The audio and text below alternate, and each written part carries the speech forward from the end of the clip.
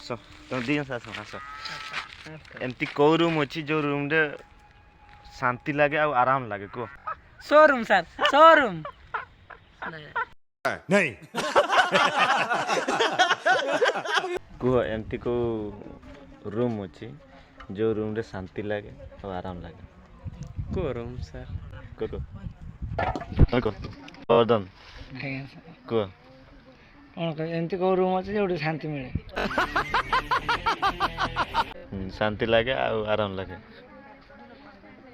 ଜାଣିଗଲି ଆଉ रुको जरा सबर करो कौन ସେ ରୁମ୍ଟା କହିହେବ ନାହିଁ गजब बेइज्जती है कौन पाई कोई होबन से रूम है कोई होबन कि मो को रूम अछि जो रूम रे शांति लगे और आराम लगे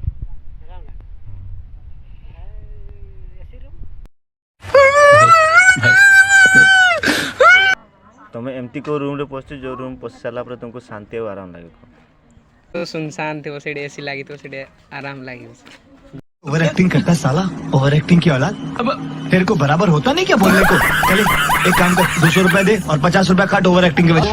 बाथरूम सच क्या बात है बात क्या काहे की क्या बात है सर क्या बात है सर क्या बात ये बात है।